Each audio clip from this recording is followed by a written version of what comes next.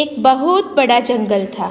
एक दिन एक हाथी जंगल में दोस्त की तलाश में यहाँ वहाँ घूम रहा था। उसे एक बंदर दिखाई दिया। हाथी ने बंदर से पूछा, क्या तुम मेरे दोस्त बनोगे? मुझसे दोस्ती करना चाहोगे?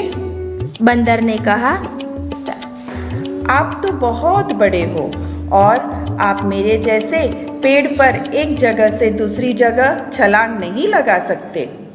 हाथी निराश होकर आगे बढ़ने लगा और उसे एक खरगोश दिखाई दिया। हाथी ने खरगोश से पूछा, खरगोश, आप मेरे दोस्त बनोगे? मुझसे दोस्ती करना चाहोगे? खरगोश ने कहा, आप तो बहुत बड़े हो और मेरा घर छोटा है, मेरे साथ मेरे घर में कैसे खेलोगे? और खरगोश वहां से चला गया। हाथी निराश होकर आगे बढ़ने लगा। आगे एक तालाब था। उस तालाब के पास उसे एक मेंढक दिखाई दिया। हाथी ने मेंढक से कहा, मेंढक, क्या तुम मुझसे दोस्ती करोगे? मेरे दोस्त बनोगे? मेंढक ने कहा, ये कैसे हो सकता है? आप तो बहुत बड़े हो और आप मेरे जैसे कूद भी नहीं सकते। हाथी को यह सुनकर बहुत गुस्सा आया और वहां से चला गया। आगे बढ़ने लगा। थोड़ी दूर चलने के बाद उसे वहां एक लोमड़ी नजर आई। लोमड़ी को देखकर वह लोमड़ी की तरफ आगे बढ़ने लगा। लोमड़ी से पूछा, लोमड़ी, क्या तुम मेरी दोस्त बनना पसंद करोगी? मुझसे दोस्ती करोगी?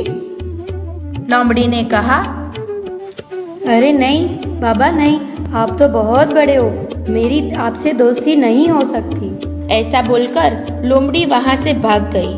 हाथी निराश होकर आगे बढ़ने लगा। वहीं झाड़ियों के पीछे से एक हिरन बाहर आया। हिरन को देखकर हाथी बहुत खुश हो गया और हिरन की तरफ आगे बढ़ने लगा। हिरन, क्या तुम मुझसे दोस्ती करना पसंद करोगी? मेरी दोस्त बनोगी? हिरन ने हंसकर कहा, हा, क्या दोस्ती, और वो भी तुमसे? ये कैसे हो सकता है? तुम कितने बड़े हो, मेरी तरह तेज दौड़ भी नहीं सकते। ना ना ना, मैं तो चली। सभी जानवर के मना करने से हाथी बहुत निराश था।